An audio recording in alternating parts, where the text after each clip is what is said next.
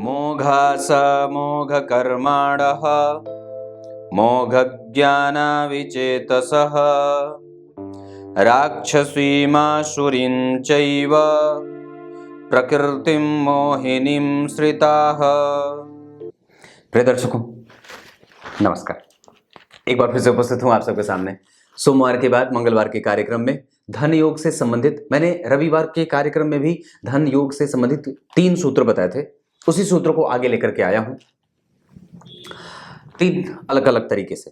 शुरू करते हैं आज का कार्यक्रम। कार्यक्रम के अंतिम हिस्से में जिनके सवालों का उत्तर देने वाला हूं उनका नाम है, ये बहराइच यूपी से हैं, शिवराज जी। आईडी है इनकी शिवराज राज। श्रमण, कार्यक्रम अंतिम तक देख के जाइएगा, कहीं नहीं जाना है, बिल्कुल बन के रहिएगा। कार्यक्रम के आरंभ में बोले गए गीता जी के श्लोक का अर्थ बताने वाला।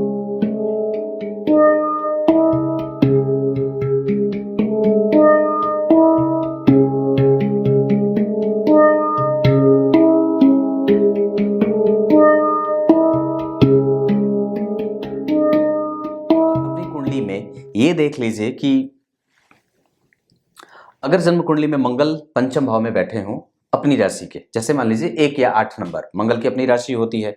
अगर बाकी के इन दोनों ग्रहों को हटा देते हैं, अगर मान लीजिए पंचम भाव में मंगल की राशि बनी और मंगल यहीं बैठ गए और उस पे बुध की दृष्टि पड़ जाए, उस पे अगर बुध की दृष्टि पड़ जाए तो जातक धन से युक्त और धनवान होने के मामले में जो उसके द्वारा किए गए प्रयास होते हैं वो सफल होते हैं, और चाहे कितनी भी मशक्कत उसको करनी पड़े जीवन के आरंभ में, वो निस्संदेह आगे चल करके उसका जीवन अंततया बहुत ही सुखद और श्रेष्ठ बीतता है।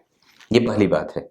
दूसरा सूत्र जो ये कहता है कि अगर जन्म कुंडली में गुरु स्वग्रही होकर के पंचमेश पंचम भाव में बैठे हों, चाहे वो गुरु के मामले में हो, चाहे वो शनि के मामले में हो, चाहे वो मंगल के मामले में हो, पंचम भाव का अधिपति पंचम भाव में बैठा हो, अगर 1 और 8 लिखा हो और मंगल वहीं बैठे हों तो पंचमेश पंचम में ही बैठेंगे। अगर 2 और 7 लिखा हो और शुक्र वहीं बैठे हो पंचम भाव में, इसका मतलब है कि पंचमेश पंचम में ही बैठा है।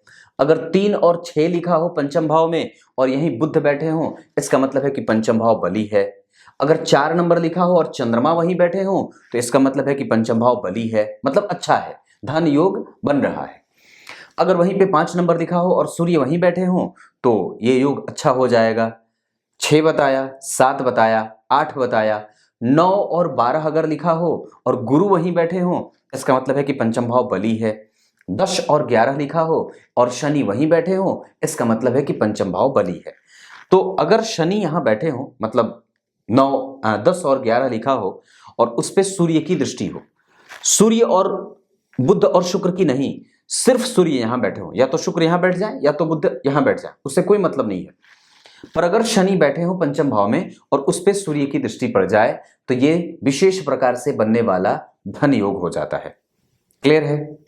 तीसरा सूत्र, जन्म कुंडली के पंचम भाव में स्वग्रही गुरु बैठे हों और उस पे शुक्र की दृष्टि पड़ जाए तो ये विशेष प्रकार से बनने वाला धन योग होता है। ये 3 ही सूत्र। वैसे मैंने आप लोगों को पहले भी बताया है कि धन भाव के अधिपति लग्न में बैठे हो तो धन योग, धन के अधिपति चतुर्थ में तो धन योग, धन के अधिपति पंचम में तो धन योग, धन के अधिपति सप्तम में तो धन योग, धन के अधिपति भाग्य में तो धन योग, धन के अधिपति दशम में तो धन योग, धन के अधिपति 12 एकादश में तो धन योग, लाभ के अधिपति धन में तो धन योग, लाभ के अधिपति लग्न में तो धन योग, लाभ के अधिपति चतुर्थ में तो धन योग, लाभ के अधिपति पंचम में तो धन योग, लाभ के अधिपति नवम में तो धन योग, ऐसे लाभ के अधिपति लाभ में तो धन योग, चतुर्थ के अधिपति नवम एकादशवें में तो धन योग, चतुर्थ के अधिपति नवम में पंचम में तो धन योग, ऐसे तरीके से, मतलब ये एक अलग तरीके से विभिन्न प्रकार से धन योगों का निर्माण होता है। मतलब ये मैंने 3 सूत्र बताए। रविवार के सुबह वाले कार्यक्रम में मैंने सूत्र ये बताया था जिसका मैंने आरंभ किया था। अब कार्यक्रम के आरंभ में बोले गए गीता जी के श्लोक का अर्थ बता देता हूं। गीता जी के 9वें अध्याय के 12वें श्लोक में भगवान ने बात कही है। क्या कही है? जिनकी आशाएं, जिनका ज्ञान और जिनका कर्म मुझ में भरोसा नहीं रखता, वो निस्संदेह उनकी जो बुद्धि होती है वो आसुरी विद्या के चपेट में आ जाती है। आसुरी विद्या के चपेट में आ जाने का मतलब है कि वो हर प्रकार से परमात्मा की शक्ति पे संदेह करने लगते हैं और खुद को ही विश्वनियंता या नियामक समझ बैठते हैं। इंसान ही सब कुछ कर सकता है वाला भाव उनके अंदर जागृत होने लगता है, पर वस्तुतः कोई और है जो सारे खेल रच रहा है। डायरेक्टर कहाँ दिखता है? डायरेक्टर दिखता तो फिर अभिनय करने वाले अभिनेता की तो कोई आवश्यकता ही नहीं होती, सारा काम तो एस राजामौली ही कर लेते हैं, फिर प्रभास की क्या आवश्यकता थी? सोच के देखिए। अब प्रभास जी ये कहें कि मैंने ही ये किया है, तो फिर तो वो सारा जो है वो खेल ही जो है वो फिर खत्म।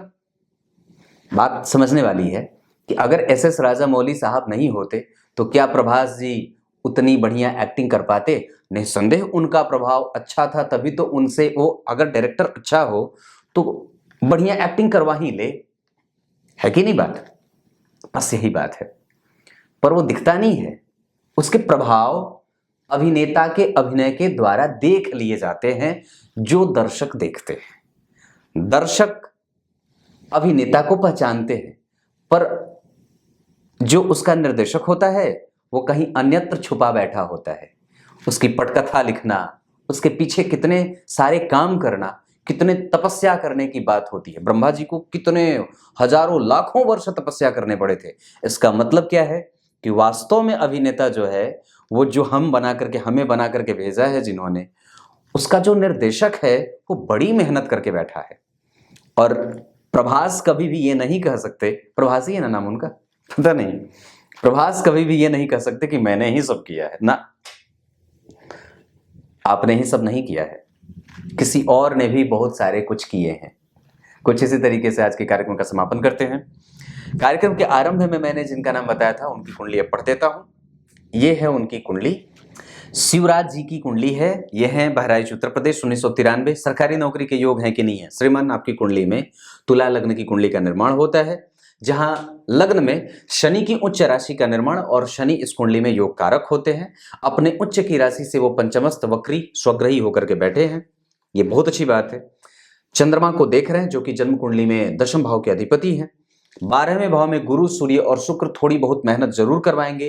अंक मेहनत में करने के बाद कम मिलता है, पर वो योग जो नौकरी देने वाला है वो आपकी कुंडली में 2023 के मार्च के बाद आ रहा है, जो वस्तुतः 2024 के 8वें महीने तक चलेगा। और आपको एक बात बता देता हूं, तो अब आपकी कुंडली में वस्तुतः नौकरी का योग आया है। उसके पहले थोड़ा कम था, हाँ अब आया है, तो लग के रहिएगा। और आपकी कुंडली के हिसाब से मैं समझता हूं कि बजरंग बली की उपासना जरूर करिए। नित्य प्रतिदिन 3 बार हनुमान चालीसा का पाठ अवश्य करना चाहिए, और किसी एक मंदिर का दर्शन जीवन के पद्धति में शामिल करिए। रात को सोते समय गीता जी के अध्याय का अध्यापन जरूर करिए, पढ़ना अध्ययन जरूर करिए। कुछ इसी तरीके से आज के कार्यक्रम का समापन करते हैं। तब तक के लिए इजाजत दीजिए, कल एक बार फिर से उपस्थित होंगे आप सबके सामने। तब तक के लिए बहुत बहुत नमस्कार।